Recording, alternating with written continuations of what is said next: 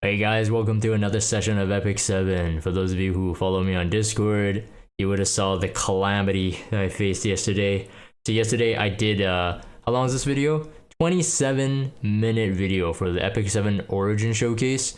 And I was super hyped because I was live reacting to something I've never seen. So there were a lot of mistakes, but there were a lot of more genuine moments. But then, as fate would have it, that video was never meant to be aired, because I played the Epic 7 video with full volume. This is why it's muted, by the way. With full volume, and they have counting six copyrighted music tracks, which I thought was all like kosher, like it's all legit. Epic 7's own soundtrack or whatever. No, it wasn't. It was copyrighted music. So as soon as I uploaded the video, so the full reaction video was 2 hours. You may be asking like, well, actually, I would probably prefer this episode, not the original, because 2 hours, like who has the time, right? Why listen to Dragon Ramble? But I'm telling you, there were a lot more genuine moments, but this is gonna be like a quicker, condensed version because I already know what the content is. Anyways, copyright strike, so I couldn't post it online, I couldn't monetize it, so I'm just like, okay, F that, I'm just gonna redo it.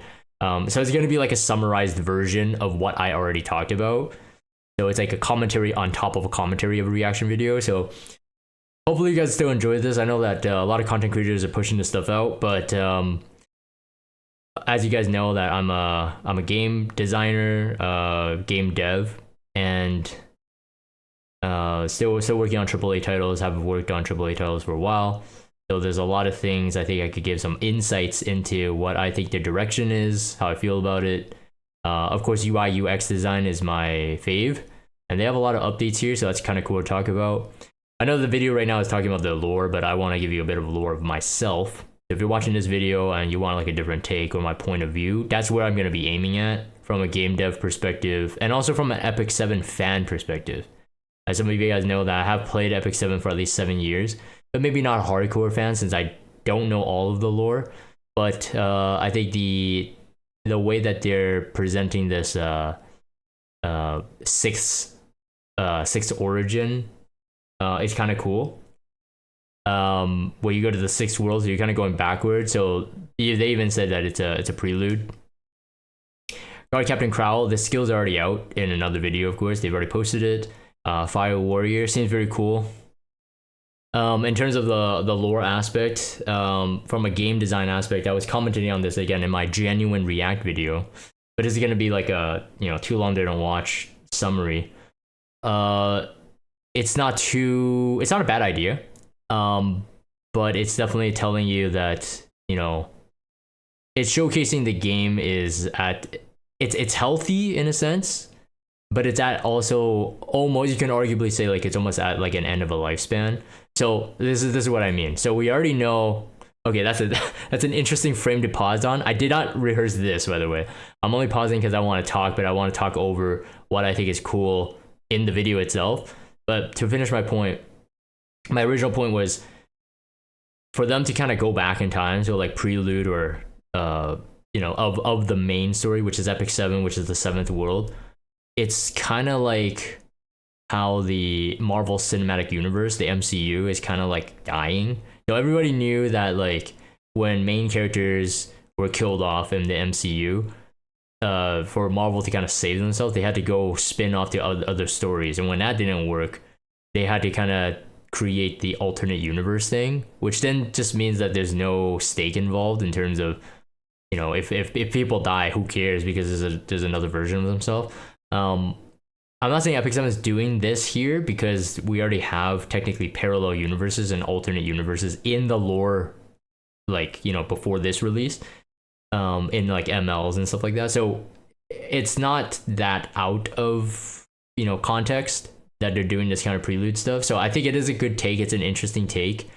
But this obviously, sets up the foundation. Like, oh, are we going to go back to the fifth world, to the fourth world? And are we going to go back and forth in terms of expanding the current world in terms of the seventh world? Are we going to go to Epic 8? Like, is that not a meme anymore? Like all these kind of things come up when they introduce this. But for what they showcased, I think this is pretty hype. Anyways, let's continue.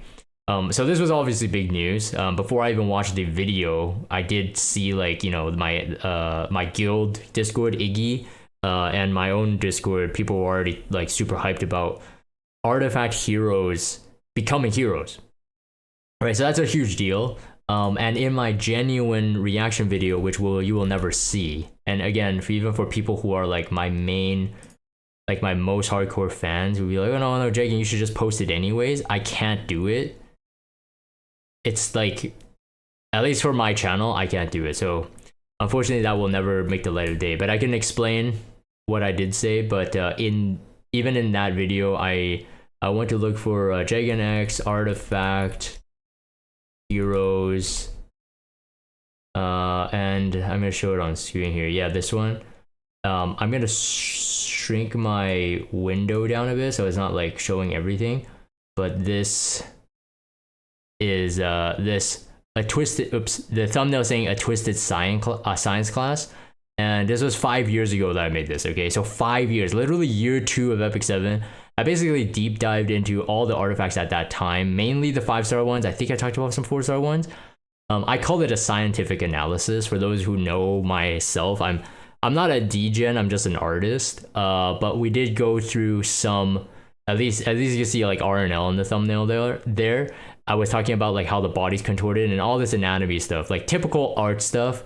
But I was also talking about which heroes, again, 5 years ago, you see it on the screen right there, like I wanted to be heroes. And I mean, it's not just me, right? I'm not like the only big brain genius. Everybody wanted that. Once we saw some heroes having artifacts that had their faces on it, we started looking backwards and looking at artifacts that don't have heroes associated with them. So now we actually get that wish come true 7 years in. And I was saying that Epic 7 really gotta make the 7th year anniversary the banger, right? Because really the big ones are like your first year, you know, the launch year, and then your 10th year, and then maybe every 5. But 7 for Epic 7 is definitely a very good sweet spot. So I am glad that they posted this video. Actually, let me go back a bit here. This image, I talked about this. I think a lot of people are liking Renak's body type. I will say I concur. She does remind me of very like stereotypical assassins from like MMOs. So when I looked at Renak's design, especially with these like new images, I started thinking like she kind of looked like the thief. I think the original thief, not thief, assassin class in Ragnarok Online. If you're old school like me, you would know what I'm talking about, but if you don't, you probably just ignore that. Anyways, let's just keep going down here. I might fast forward stuff because, again, I was live reacting before. Oh yeah, this is pretty cool too. So, right, as I was watching this video, I didn't know, are we going to like, you know, are we going backwards in time? Because there were some lines talking about Crow in this world didn't have Siegfried, but Victorica is the one that has Siegfried. So I was like, oh, that's kind of cool. But Genesis Ross was something I spent a lot of time on. I'm going to spend a bit of time here. I definitely like the design. I don't know, again, I'm not hardcore. I don't know the lore to Epic 7 that well. But my understanding is that Ross that we've played into Adventurer Ross was an heir or something. And so he was sent to be a protector, I think. But this Genesis Ross definitely looks like the final form, so to speak. So I was saying that in terms of art style, here we have some kind of, you know, maybe you could call it fantasy, but based loosely off of like clerics, something we understand like a cleric. Even though in the game he doesn't serve in that function, his attire does kind of tell that kind of story. So when he goes to full on Pope mode, hopefully I don't offend anyone, but it definitely looks like a priest or a Pope, even with a mix of the Oriental. So I definitely like, even without the name, with the long hair, with the sleepy eyes. I talked about this before in many art videos, especially in the last couple months, the videos that I rarely make. I talk about the head, the eyes, and the line of the perspective, right? So in my example would be a powerful face would generally be from a high angle looking down. So if I draw out the head here in the wireframe, you look as the head is arched upwards and he's looking down, it is subconsciously gives you the sense that this person's almighty, he's higher, he's stronger. I said this about Hersetti and stuff like that. So the same thing, you know, just based on the art, without the lore, without the name, you will be able to tell that he is a supreme being, even just by the face, right?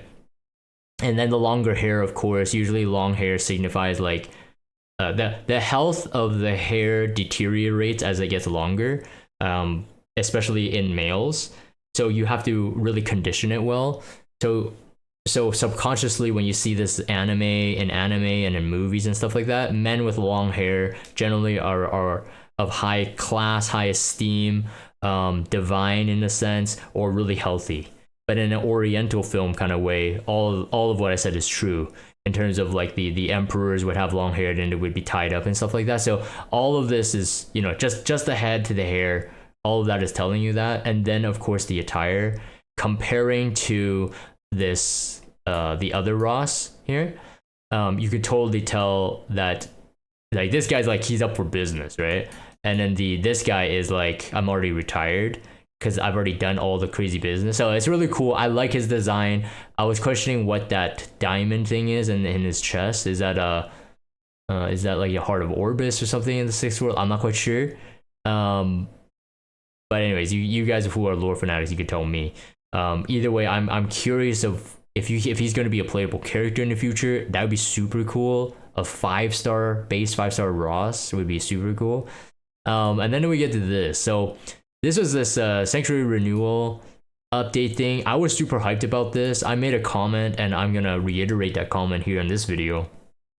Was that in the original Epic 7, for those of you who have been around for a while, before we had the game launch, they had this kind of like a prototype version of Epic 7, and they had the Sanctuary literally kind of like this, where it's more illustrative, more cinematic, and you see like floating islands, and it's like animated so that the islands are floating and it looks like there's parallax, so you really get a sense of depth in space. And then when you click on something, you zoom in, so it's very immersive. This reminded me of that, and I hope this kind of art is used somewhere, but I think later on they show what it will kind of look like, and I was kind of disappointed, to be honest. There's a lot of UI visual things, so user interface visual things that they call quote unquote upgrades. And Smilegate, if you're watching this as my reaction video, again, as a AAA dev for almost, well, technically a decade or more, I think I have a lot of credibility when I say the stuff I say. But regardless, I think the art here is fantastic. One of the comments I had was like, how much of this is AI, or at least started by AI? So even this shot here, I was explaining like AI right now is so strong that you can't differentiate this art. If this art is by like an artist or artists, and you had no AI help, like you're gonna be a rare breed in the future, because AI can prompt something like this very easily. And then, you know, even game devs do this. They use AI now to support because it gets them faster. It gets them to where they want to go faster. So therefore, if there's iteration, like there's an art director and he's like, nah, can you make those trees less green or whatever? They can iterate on those changes faster than if they painted it all by hand. You understand what I mean? So like I maybe there's some AI. Who cares? I don't care about the like where you stand. Like, oh, AI is gonna take away jobs. The fact is, it's already here. It's not going away. So you know, no point rebuilding. This is pretty cool though. Ooh, it's a very, very quick one. I'm just gonna go back here. His Alchemist Steeple is fantastic. It reminded me a bit like Arcane, but really what I like about it is not even the Arcane part. It's really just about the scale. I don't recall any Epic 7 illustrations having a sense of scale of the environment. I don't recall, and my memory is usually pretty good. They have had written environmental art, but nothing that kind of proves the scale. And so far, the 3 shots that we've seen in the Sanctuary have been very scale form. This UI renewal update thing, we'll get to it one day, actually break it down. Here's like just the teaser and preview, right? Growth Mastery Orbis guide as well. A lot of changes, obviously a lot of quality of life. Lunatic draft mode. I was mentioning that these cards that they posted here are really cool. They might actually add these cards to the merch store. So for a while, Epic 7, I don't know if they still have it, but as a content creator, I did receive some Epic 7 gifts before, which was pretty cool. And one of the things they had was they sent us packs of artifact cards. So it's literally like the artifacts you see in game, but if it's like a 5-star artifact like a Orbis ritual sword, which is the one I got, it was shiny, it was holographic, it was super nice. All right, I don't know how much those cost, but if you're a collector, those things look really, really good. If they sell cards, like printed card, like tangible cards like these, and like the characters, like they all look kind of sexy, whatever, and then in the background there's some holographic stuff, Epic 7, I tell you, man, your merch store is gonna pop off. Because I know that there's a lot of people who like Epic 7 for the art and not so much just to play RTA, right? So if you got like some throw pillows, I wouldn't say body pillows. It depends what you have on your body pillows. I wouldn't recommend it because there are a lot of degens playing Epic 7 as well. It doesn't matter. If you think it'll make you money, sure, go ahead. But in terms of the cards, I think would be super cool if they made that. That was something I said. Ogre's Armory, we'll talk about that as well. New Rift. I was explaining, like, you know, they didn't talk about it in extent here for New Rift later. So I was curious if it's just talking about a new monster, or is it going to be a new mechanic to it? Because Trial of the Constellations seems to be like a new mechanic going forward. So that kind of stuff is cool. If Rift doesn't get an increased mechanic or improved mechanic, I don't think it's that useful putting it here. Outside of saying that, oh, you're going to get a new Rift boss. But if you think about the Rift bosses that we had, it's like, well, how many of them really got videos to go along with it? So I'm assuming because it's in this video, it's going to be more hype. Yeah, and right here down in the video, I'm just going to keep skipping a bit. It talks about the lore, and since I already know what they said in this video, I'm not going to cover that. Yeah, again, artifact to hero. And I did find out my answer after I made my reaction video. Yesterday, I thought Victorica was going to be a 5-star hero. But because she's like the lead of the episode, she's going to be a 4-star hero. Kind of like Ross, you know, was like a 3-star or whatever. Was Ross a 3-star? No, he was a 3-star and then Mercedes was a 4-star, right? Yeah. But I was questioning, like, if she was a 5-star, then her accompanying artifact is a 4-star. Is she gonna upgrade to it? Anyways, that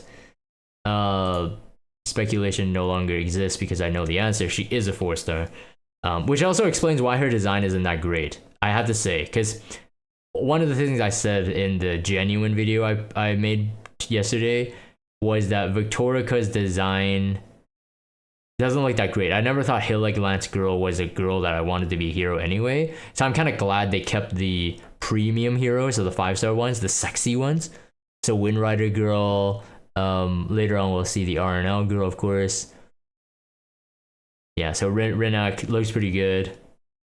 I'm only assuming here, because I don't think we have Renak's kit yet, but I'm only assuming that they will have to make Renak kind of really work with Wind Rider. Now, Wind Rider has already been really good for a while because it was so rare. It didn't have a banner accompanied to it. So there's 2 ways they could go about it, right? So I'm thinking here, 2 ways they could go about it. They can make the artifact less valuable going forward, as in there's going to be some new... I mean, there's several meta thief, 5-star thief artifacts, but like, are they going forward? They're going to kind of replace the importance of Wind Rider? Who knows? My only theory is that because Renak will be a pullable hero, and unless she's limited, Wind Rider will become more pullable, right? So Wind Rider as it exists without Renak is that it's sort of kind of, I'm putting it in air quotes, but it's rarer, right? Because it's not paired with a banner, so you can't legit like just get it on a banner.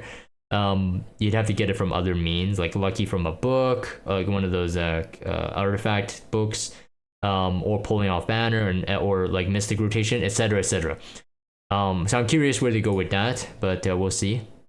They'll most likely, like I said, will make Renak's kit work well with Wind Rider, but whether or not Wind Rider will stay that good, we'll have to see. Yeah, so I really want to see this Ross in the game. I hope they make him a 5-star, because he's not really connected to Ross in the 7th world. right? Like technically he's a full-on new character. Um, so I'm assuming we'll see a 5-star version of him because that design would suck for a 4-star. Like it's just a waste on a 4-star. Yeah, so okay, so a lot of the things that they do year on year obviously is try to streamline the game itself. Now, this part talks about they're changing because of the sixth world now. So when you're a new player, you're playing the game, you actually do the tutorial of the sixth world. So it'd be like prelude up to the main story. So theoretically that makes sense, like systematically it makes sense, but I made this argument yesterday on my previous video. It's that like if you watch like a movie like Lord of the Rings or whatever, when you watch the movies, they were good in it of itself. So because of how good it is, then you go back to watch like The Hobbit when it was released, right? So Hobbit Part 1 and 2, even though it wasn't definitely not even near the same level as Lord of the Rings trilogy. But here, I almost felt like they didn't need to do that, but they still did it. Because, again, let me explain. For those of you who are hearing my voice right now, who is not a new player, maybe you're coming back, right? Or maybe you have played Epic 7 nonstop like me for the last 7 years. You don't really get the benefit of this change. So in other words, Epic 7 is spending time getting new players to play this prequel, so the story would make more sense, I guess. First, it feels like it's too much effort for very little gain. That's my opinion. That's just my opinion. There's always going to be new players because that's why Epic 7 keeps pushing these new updates, right? New updates, free summons, get the initial players to enter in, and all these streamlined updates will get the players to get to end game quicker, right? Because the game keeps progressing further and further, so it makes newer players. If Epic 7 used the old system, it makes newer players have to work way harder to get to the same place that at end game players, right? So clearly there's multiple things that the game designers from Epic 7 have to consider. Is that one, how do we not alienate our current player base, and how do we invite the new player base, right? That's always the difficulty for every single live service game. And what I mean by live service is like there's constant patch updates and stuff like that. It's not a one-off, it's not a single player game. So yeah.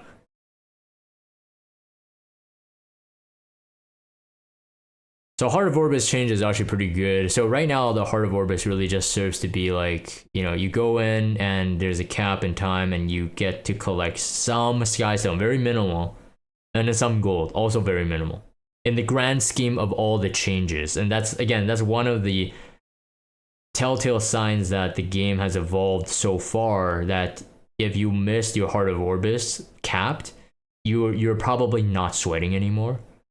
When it was like year 1, year 2, I'm pretty sure most people would be like, "Oh my goodness, it's cap time! Like I have to click the Heart of Orbis, I have to collect my Skystone."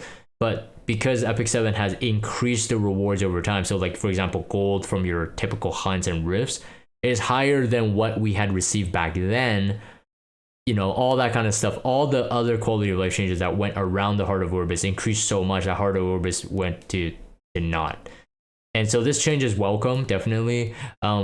There's part of the mechanics here that there's some RNG to it.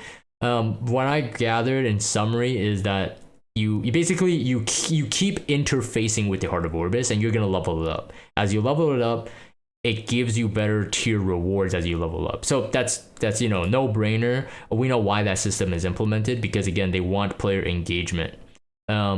All the data on every single live service game is that this is the formula. If players are engaged, players have a higher probability to spend, right? So if you have 100,000 players and 70% of them are fully engaged, you're going to get like 20% that potentially will want to play World Arena and therefore will want to buy a pack, like spend actual money. So this is the kind of thing that the game designers have to keep thinking about. How do we bring the players back? What is the incentive that drives the players to interact with the game and therefore potentially get hooked onto World Arena? I will talk about this when we get to the Lunatic draft mode, but it is honestly, they put all their eggs in one basket, in my opinion.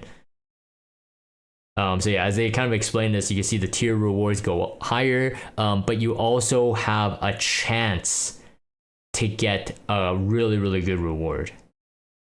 Here it's already really good. Like these four are already kind of what we'll call top tier, especially the powder one. I would say more so than the slate.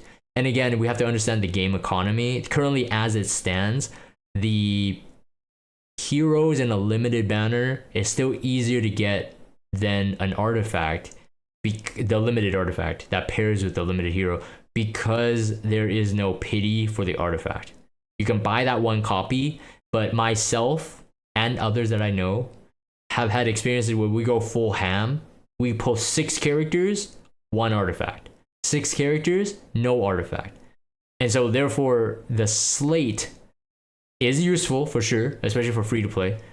100% useful, but it is definitely less valuable than the powder, the bottle of knowledge for the artifact enhancement, because it is just rarer, right? I'll keep going here, and they even talk about these rewards. I think these are not going to be RNG based, but they said there is a chance, a low chance, as you see in the subtitle there, you get an ML5.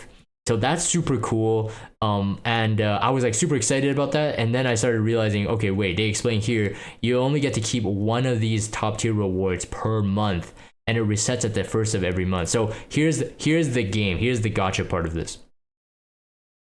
You will get a reward and you'll basically keep trying to flip, right? You'll try to flip for the best reward, which seemingly might be the Moonlight summon.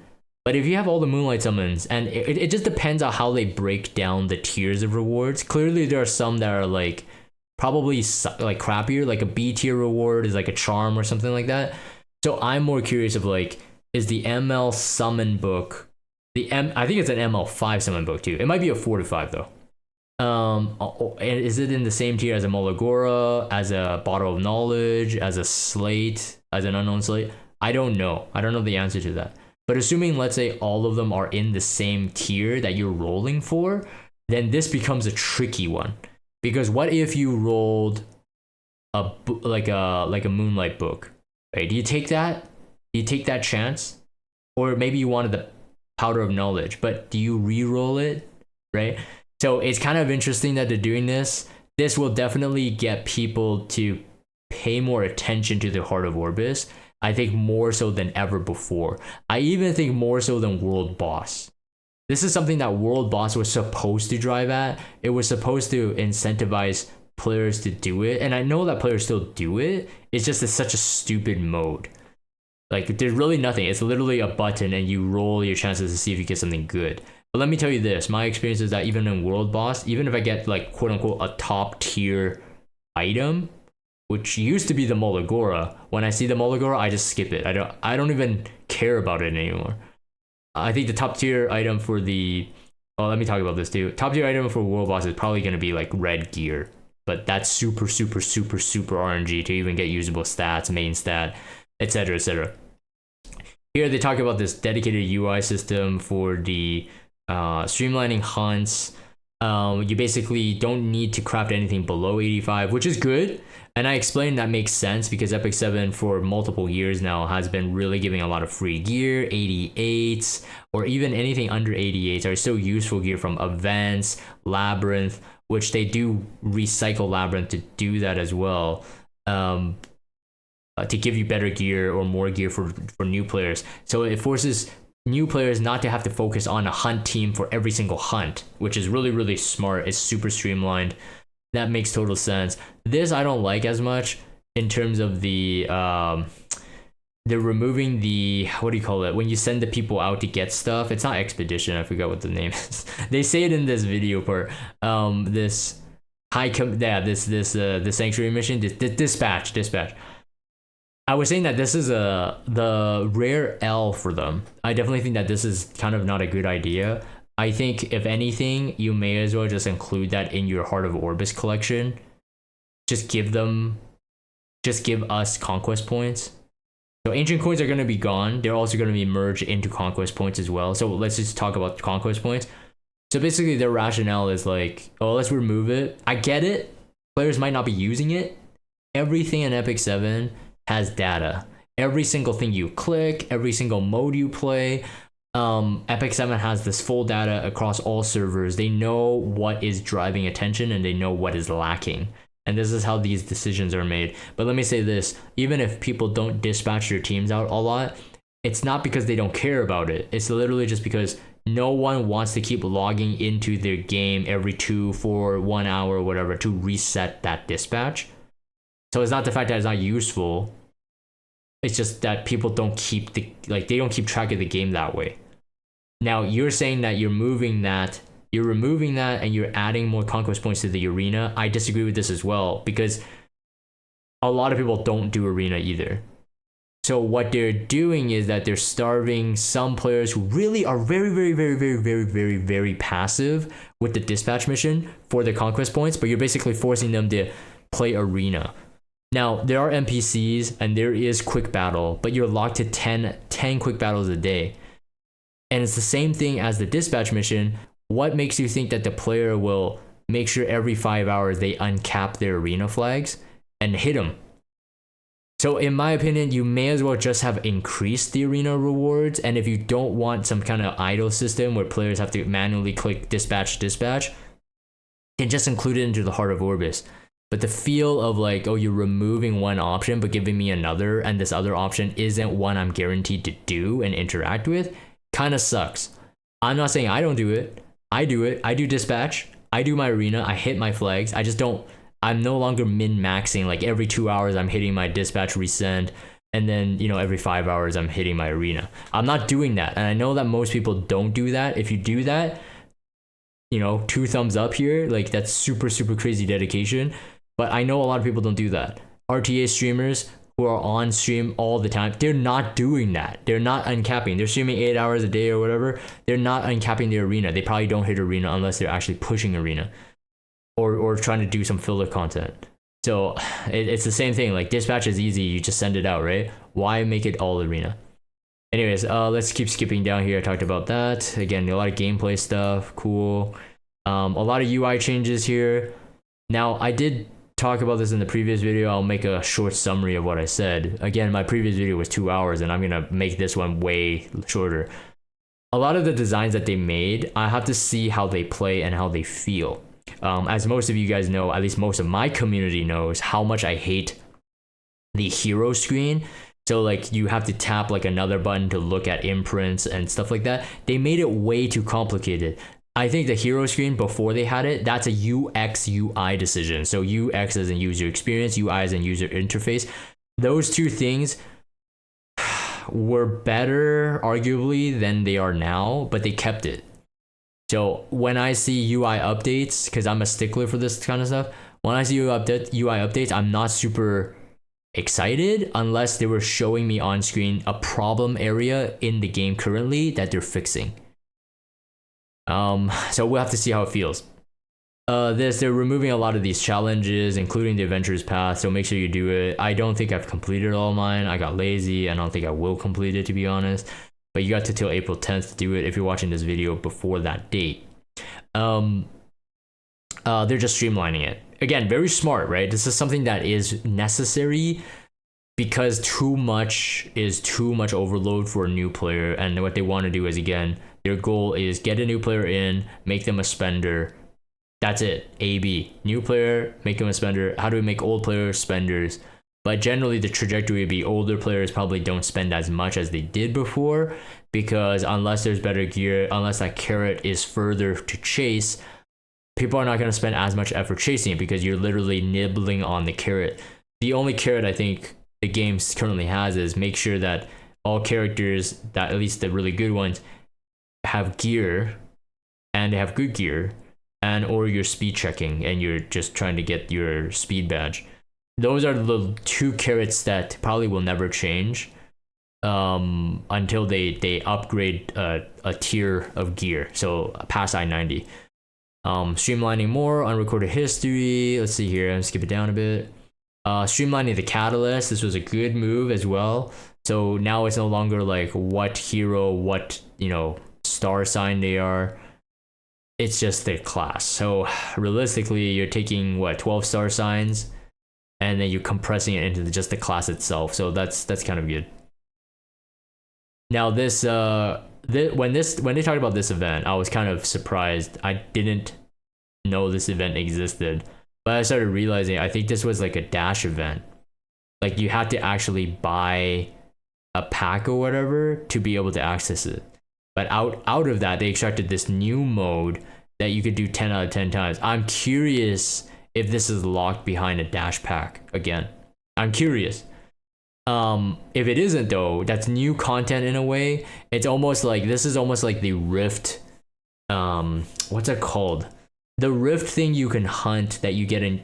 You have to spend a lot of energy in Rift, and there's RNG chance you could get one of those red things, the red Rubik's cubes, and you get like a guaranteed good gear. I think this is that system, but extracted to make it a gameplay system. I think, but what my question is that is it locked behind a paywall? I'm not quite sure. They don't talk about it, and if they don't talk about it, it doesn't mean that's not gonna be the case because they extracted it from that goblin thing. So I'm kind of curious myself. Labyrinth was something that I did mention. Labyrinth is one of the most boring things that I still play. Yes, they've already given us better rewards. They've given us teleport to the nightmare bosses, and there are auto teams which my community supported me with, so I thank them for that. But even after the teleport, after autoing the bosses, I still failed to do it. Now I blame myself. I definitely don't think that just because I don't play it, no one else plays it. But I definitely think that the Labyrinth is one of the lowest. I don't know, like for me, it's like the least exciting high-end game in the game at the moment. They're streamlining it as well. They're not removing anything, but now you have free entrance, so you're no longer tied to using the Labyrinth thing. But basically, I think no longer using those Labyrinth compasses to get in. I think it's mainly for new players. Not talking about the Nightmare Raid people. It's mainly for new players to use it as, again, because they're removing the lower hunts, right? So using that as a way for players to get quote unquote free gear faster without being time boxed by energy as they would have to use for hunts. And because if there's no entry currency for the Labyrinth, you can think about it, Labyrinth is literally free, right? But Labyrinth will obviously cap you at a certain gear level, so you're still not going to compete at RTA levels, but at least it will save you a ton of time. UI renewal, this is where I'm going to be talking the most, I think. This is where I was a bit disappointed, and I made my case, and I will make my case here because I think this is an important one to note. They basically said that 6 years have passed, and they feel that this was too cluttered. Now, one of the examples that I'm going to use here, and I'm going to draw as a sake of visual clutter and user experience clutter, sometimes they are one and the same, and sometimes they're not. In other words, they seemingly want to simplify it by lowering the amount of icons in the screen, right? So you got like one here, one here, one here, one here, one here, one here. Okay, so that kind of makes sense. But I was mentioning that every one of these buttons on the screen right now take you to what we'll call a portal. They are an entryway into another screen or another screen state, right? So if you clicked on Garo here, I'm going to circle that. If you click on Garo, it pops up his shop, and you see like a transparent background of the lobby, or sorry, a transparent blurred image of that lobby, like a vague thing. So you feel immersed. You feel that it's in context. Now, Epic 7 has released, over time they had released those customizable wallpaper things, but the icons were still on the bottom. Now, the thing was, like, if you clicked on Garo, it would just bring him up, but the same way that he was before, like in the lobby view. So why is that a gripe for me? It's literally the same thing. It's one button click, it brings up Garo, but it breaks immersion. That's the part that really kind of bothers me. We had the sanctuary button in the exit here, right here. that button now that looks like, oh, you're going outdoors, right? And if you notice, if you play Epic 7 in the day, the lobby actually becomes daytime. If you play it at night, it actually becomes nighttime. Hopefully you noticed that, at least for 7 years. If you haven't noticed that, that's it feels bad, man. But they put that effort in. It really, again, like I said, the lobby makes it immersive. You get to see the characters laughing. It looks like they're chilling. It's something that is, in my opinion, valuable. It's a state where you actually see the sprite in a different position than anywhere in the game. So it added value. And then this sanctuary button that I'm going to talk about here in the feature, not the one that they're talking about in this video, but you guys know the background feature. A lot of people like change it to whatever like favorite wallpaper. I think if memory serves me correctly, they have the sanctuary button like right down here. So it's still a button to the sanctuary. It's still a button to the portal. It's still the same one click, right? So I don't know if these glyphs, any one of them, are going to be the sanctuary, but if it isn't, if you add an additional click, like let's say you click this button and it opens up that preview window that they're going to show later, and then the sanctuary is like another button, that's 2 clicks. So you might think it looks cleaner on the surface, but the function is actually messier. And the example that I use is that, have you ever been told to clean your room and like your mom or your dad threatens you like, oh, if I come into your room, it better be clean by the time I get in. So because for the sake of time and because you're lazy, let's just be honest, or I'm lazy, I put a lot of stuff into the closet, right? You know those memes where the people just stuff stuff in the closet and when you open the closet, everything falls out? It's that, but this in the game. So realistically what they're doing is like they're making this very clean, it's very slick, whatever, right?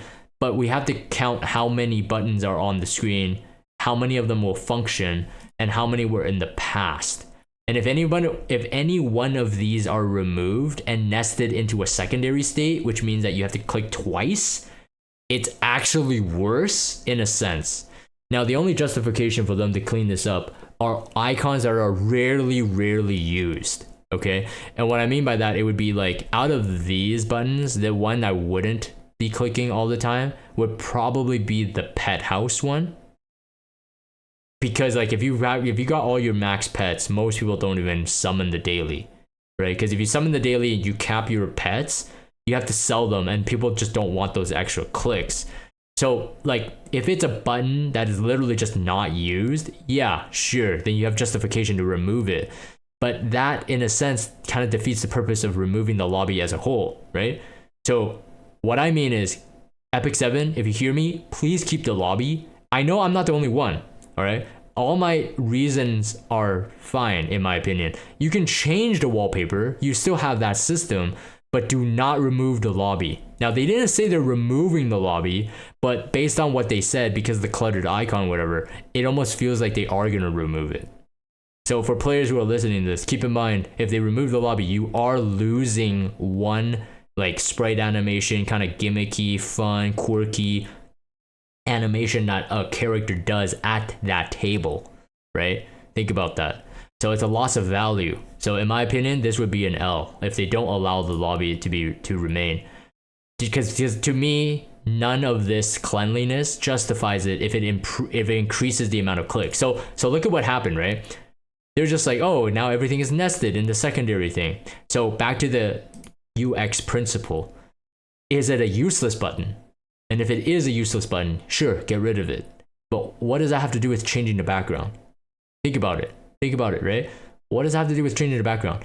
And also, Epic 7, if you are planning to do this secondary drawer type system, please allow us to be able to pin, because it says that you can reorganize the icons. Now, again, you know, to state it off the bat, I don't know how far they're with this feature. It might come later, and it might have bugs. But if they are saying that you can move things around, now I would request this. If Epic 7, if you are gonna do this, if you're gonna force us to go into a drawer to look for stuff, allow us to remove items completely, and then have them toggleable on in the settings panel. So another nest, okay? But what I mean by that is that there are icons then, if you're doing this already, there are icons that players will probably never use. Let's say, for example, people who do not hit Arena at all. Well, I guess you have to collect your Skystone weekly, so maybe you could keep it as a secondary. But what I'm asking is this: if you're already thinking of cleaning up the icons, allow the players to pin what they think is important at the front page. I think that's a feature that I would ask if you're removing the lobby from me, if you're picking and choosing what buttons are important to me. Because as a user, you're taking away something I'm already used to. I personally I've never heard a complaint about the lobby. I've never heard it. I believe that there could be. But if there isn't, why are you fixing something that ain't broke?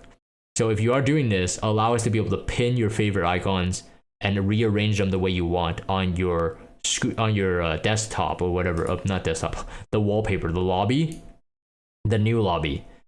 This will serve the function kind of like your Samsung, your smartphone, your iPhone, or whatever, where you can rearrange stuff where you go by muscle memory. And this will then add value to your change. If you don't do that, and unfortunately, in my opinion, you're removing value. For the sake of, looking like Apple, looking clean, you're removing actual value. You're removing immersion that made Epic 7 charming. Now your game looks like every other idle game. It's indistinguishable because it's lacking charm. This is something that is a tough thing for UX and UI designer. They have to think about functionality, but in functionality, you must not sterilize your design in order to make it functional. Otherwise, you will look like Apple. You will look indistinguishable. This is something that a lot of new designers, by the way, I'm giving this kind of details for free, man. Like, I'm not getting paid to do this. If you are watching this and you're wanting to be a game designer, these are all things you have to consider.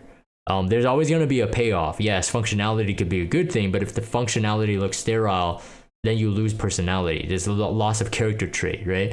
So you could wear a suit and tie, but you just look like everybody who was wearing a suit and tie. Or you can, look drip with your chain and your hats or whatever and look out of place, but then have character. So there's a balancing act that Epic 7 has to do. And personally, I think Epic 7, when it launched, it had very minor issues. It really did, UI-wise. I talk about this all the time. For people who know me, I'm not lying.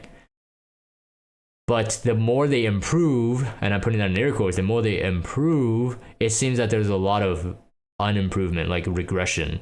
So it's kind of unfortunate.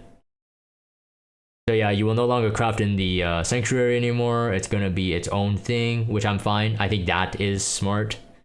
It's smart because the system demands it in terms of the new gameplay system, the mechanics, the streamlining. It demands the UI to be shifted this way, so I'm fine with that. There's a lot of, I'm just gonna keep skipping down a bit. Yeah, so as you're, so here. So even in this, right? Even though we got new beautiful art, let me tell you this. If you lose immersion, like if the buttons are not clickable in the actual sanctuary itself, over time, because this is the most important thing, right? This is what you're saying to the player. You're having it stacked in a kind of hierarchy. And by nature, our human mind, because we don't see this type of alignment in nature, your mind will automatically separate the scientific from the organic. So this is organic. We'll call this organic, and this is scientific. Eventually, when the player comes in here, you're only looking at the scientific, only this box, and you're ignoring the organic because you're going for the function, right? The human mind, when you go into this page, you're eventually going to go to the function. And this is also one of the downfalls of doing the stories like this. They talk about the Streamlined thing. I didn't talk about this. So they removed this. This is immersive. Yes, it's kind of annoying. I agree. Like, you have to scroll and you have to zoom out or whatever, but it was immersive. But and you knew, like, okay, if I took this path, the skeleton path, there's some hidden path down here.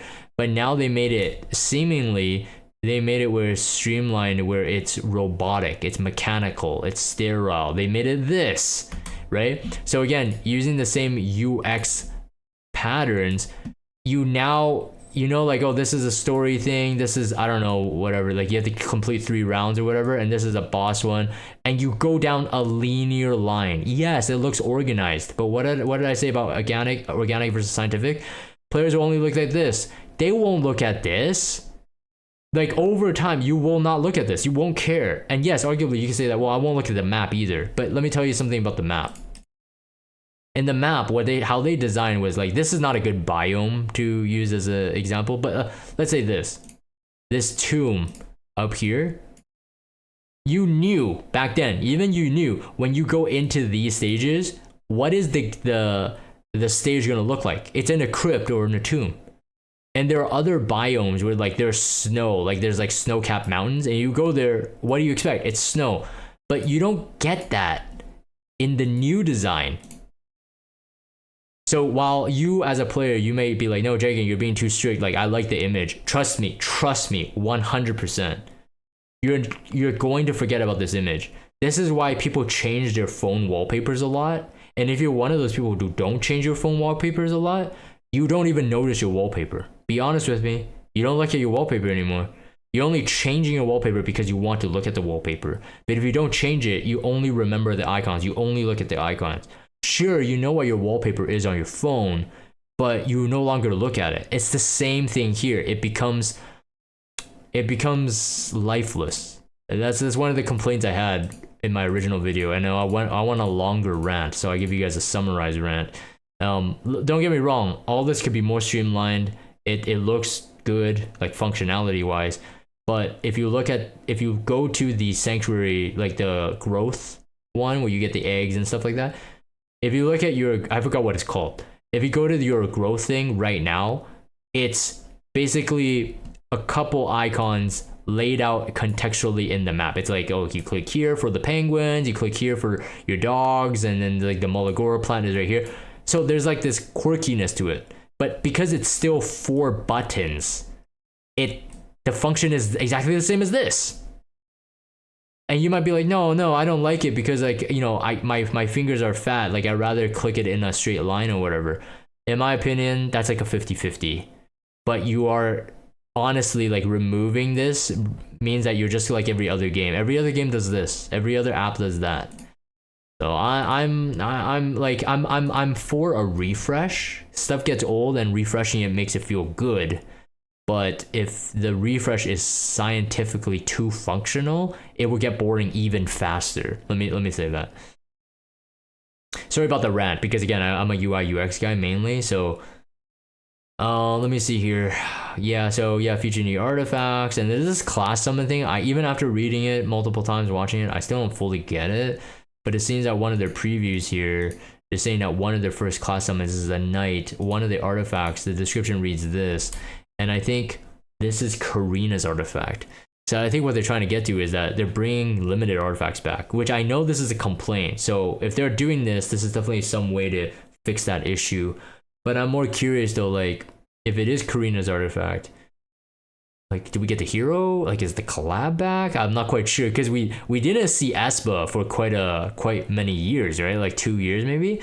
So I'm curious, like, are they getting the license back, or what's going on? So I'm kind of curious what that looks like when it comes, but we'll find out. Too much speculation right now. Trial of Constellation. Now, this was something that I don't think was fully clear. I don't think it's fully hashed out yet. Is this replacing that thing where you fight the bosses with three teams of 3? I'm gonna stop here because of some sexy images. Is it replacing that? Is it a separate thing? I think it's a separate thing, I'm assuming. But I have to say, in terms of the design of the characters, fantastic. Obviously the hot ones are super hot, like way too hot. Like the dark elemental girl, super hot. The ice one, I don't like how her skin turned blue. There's always something that irks me about it, kind of like necrophilia kind of thing. But the original was skin colored, so it still looks sexy, don't get me wrong, but it's like, it's something that I'm like kind of on the fence about. But the light elemental girl, I think she looks super cool. Originally I think she looks too much like a kid, and arguably you could say that she still looks like a kid, but I think she looks way cooler. And both of the dudes also look really good. I was saying that the image here definitely has that 4 Horsemen of the Apocalypse vibe. way more than the previous ones did. So I think the evolution of the character designs look really, really good, even for the guys. That's something that I mentioned before, and I will mention again. Seems that you get a catalyst from them, but again, it's one of those systems where you want to keep leveling it and grind it as fast as possible to min-max the time you have with this type of mode. Again, all these things are from the game design perspective, wanting to retain the player, getting players engaged. It seems that elemental locked, you're locked to certain elements for certain bosses as well. So it's similar mechanics to other PvE, but I am interested in seeing the new bosses and the new mechanics you have to overcome. So there's 10 support heroes in the world arena thing. I had a question about that. Let's say, for example, you own Ravi, but you don't have good gear. Do you still get to choose the support, the quote-unquote free hero that they allow you? Because they're saying that you get to choose the hero even if you don't have them, and they also have decent gear. I'm just curious about that. We'll find out. Or like if you own the hero, do you not get them at all?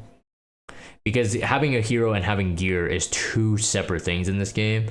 So that's what I'm talking about. The World Arena backgrounds, these are some of the old ones, right? So this is nothing new. But the Lunatic draft mode is kind of interesting.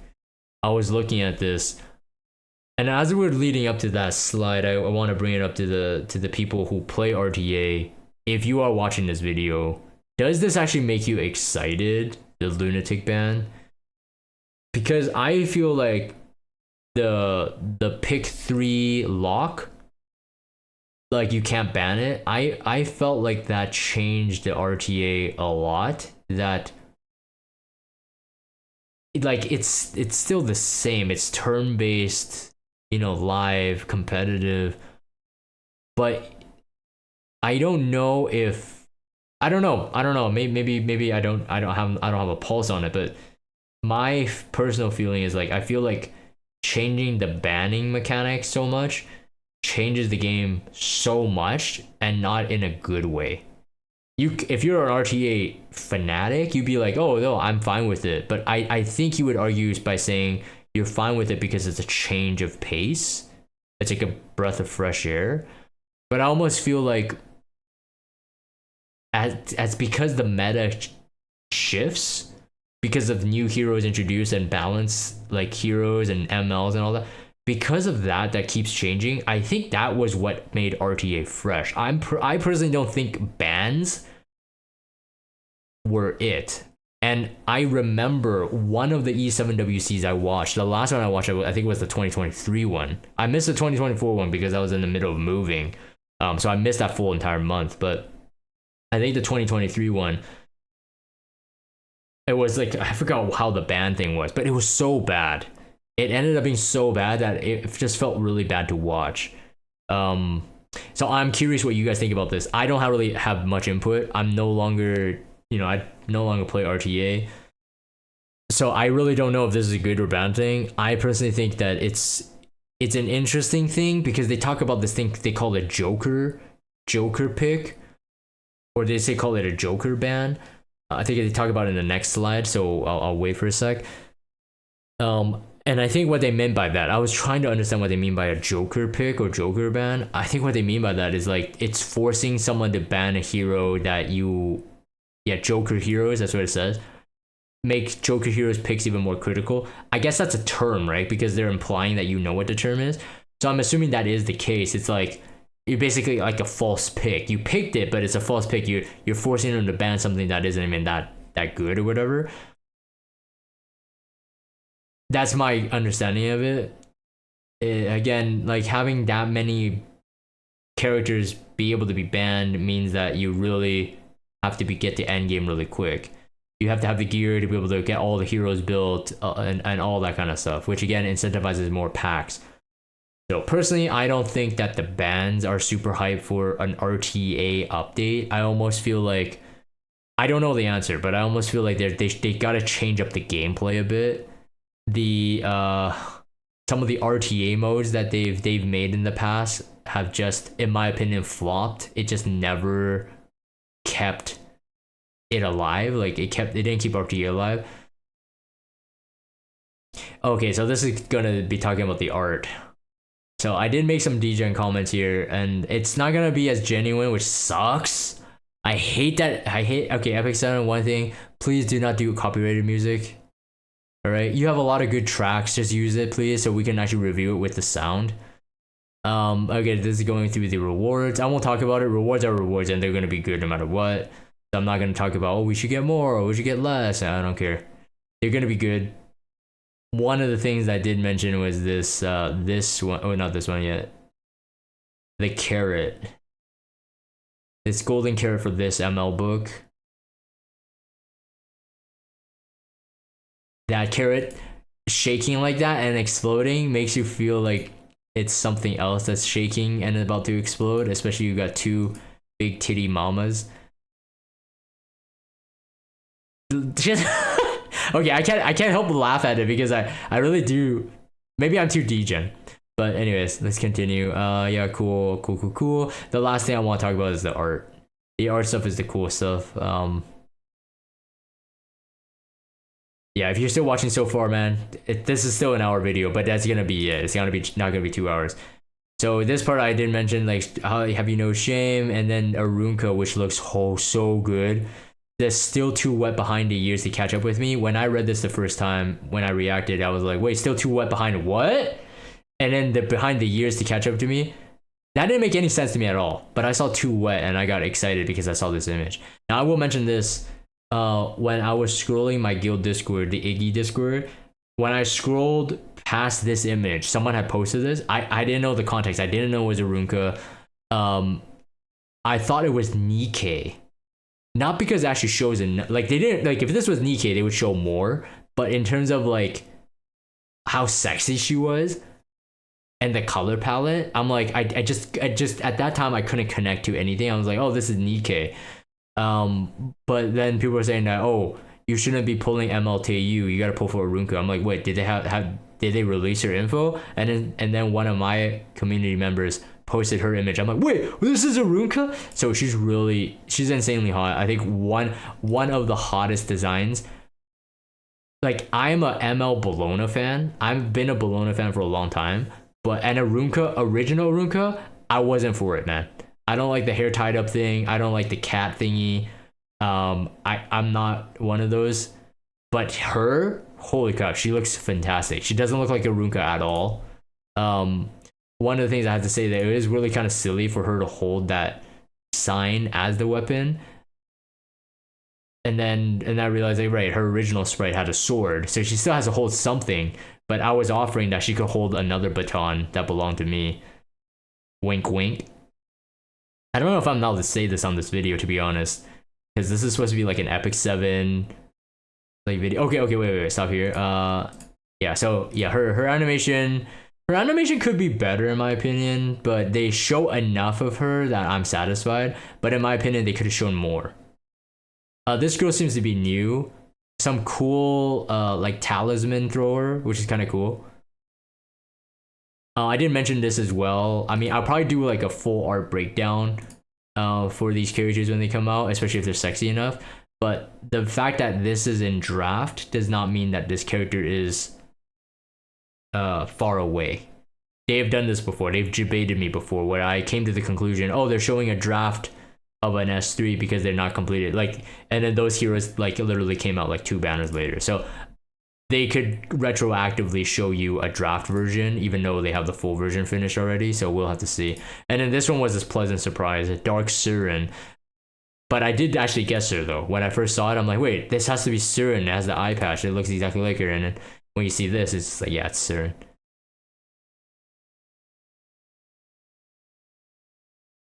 Some of the new heroes, Robin. This was really cool, and I'm gonna talk about this art as well. At first, I was like, oh, this is okay. I'm not too, not super hot, but she kind of looks cool. The Uzis are kind of cool, and that pose. I have to go back here. So I made a whole section on this. This pose is a very, very good pose, and you'll see this type of layout used for more dynamic poses. So let me explain why. So if you look, when I saw it for the first time and it only flashed by, I did enjoy this. When it creates like this Z or Z, there's this very... So basically what you have is you have kind of opposing forces. You have this, and then you have this. As you see, the body is pushed this way, and you have the legs. Even though the legs are not pushed that way, it's leaning in that sense. So you get the sense of like, if her pose started off like this, she's getting pushed over time. So in the pose itself, it gives you a lot of movement. Now, one thing I did mention as well, I call that the Z pose. It's not, this is not the only time that they have it. Like other animes have this, and they, you know, sometimes they're holding different weapons or whatever. But basically, another thing that's happening that's adding to the dynamism of it is if you look at the leg here, this is actually the back of her leg. This is not the side of her leg, which you would think it is because what? Her head is turned this way, right? It's turned to the side. But this is actually the back. So her bum is actually facing towards us here, like this. And you'd be like, whoa, whoa, whoa, whoa, whoa, whoa, whoa, whoa, whoa, whoa, Jalen, this is a family stream. Now, if you are a parent and you're watching this, you know me, you can't risk that. But basically, it's like this. And I may have drawn her thicker than she is, because the character in the that original the concept art doesn't look like that. But basically, her bum is actually turned towards the camera. And if you follow this bum line as this spine, it's actually twisting. It's actually twisting over, and then therefore her head is in this profile view, the side view. The haircut, all these lines, because of the twist, from her breast to shoulder also has this line, this dynamic line, and this twist is also giving this energy. So if you can see that, there's a ton of dynamic movement in this. So for everything of this character, this end pose of the S3 is what excites me the most. It's a really, really nice touch. I hope they keep it on screen a bit longer in the real version instead of like this and it's just gone. I hope they do, because it's a really good pose. The artists that drew that definitely outdid themselves. Oh yeah, this last thing is the biggest one, right? Because so this was said without words. The video was basically this and then this. We knew these are heroes, and then it went to this. And I laughed because they paused. Every someone knows what they're doing, man. They know that they're fulfilling the Gooner crowd. Like MLDB, I mean, I guess she's gonna be a 4-star character, huh? It's gonna suck, actually. I just thought about that. If Hill Like Lance is a 4-star and she was a 4-star, this might be a 4-star. But I mean, isn't she like, she's related to Corinne, right? Like Selena's Corinne's aunt. Is she Corinne's mom? Corinne's sister or something? Maybe. I don't know. So I think on the artifact it actually says something. Or people told me about that. But yeah, so I guess maybe it would make sense as a 4-star. But I like how Epic 7 goes like zoom, like whoa, whoa, whoa, whoa, whoa. Like you get to see what? Right? Like eyes. Whoa, whoa, whoa, whoa, whoa. I'm drawing eyes, I'm not drawing boobs. I'm drawing eyes. I'm drawing eyes looking at the mole. Okay? Alright, so like whoa, and then they go this. Now this art is a bit old. If they had the chance to redo the art, I'm pretty sure they would make it even more revealing so that these shots, these crops would look more hilarious. I do have to say though, like the art, like when it's fully cropped out, like it looked really good. I kind of spoiled the Aruna one, but this image is actually really good. And then of course this, right? The flash. So let me go frame by frame here. So they do this inverted flash. This is like the ring, right? Like if you look at the horror movie, ring, ring, ring, ring, ring, ring. I'm not making the right sound effect, but you know what I'm talking about. It's kind of to get your attention, right? It's like, it's them. So it's giving you that shock factor. And then the zoom in, of course, of the girls. I can't wait for this hero. And I think they put this at the end because this should be the most hype hero. Is this going to be the first ever twin hero? Right? Is this going to be the forever twin hero? If you watch that twisted science class video I made 5 years ago, I talk about the same thing, but now this is like more of a reality. And then they have to show this, which again, I did a lot of scientific examination on. And again, keep in mind that this image, like again, when I did that animation video, I'm giving you guys a freebie so you guys don't have to rewatch it, okay? I'm gonna show this down a bit. This is insane. This is this girl's back. How is this anatomically correct?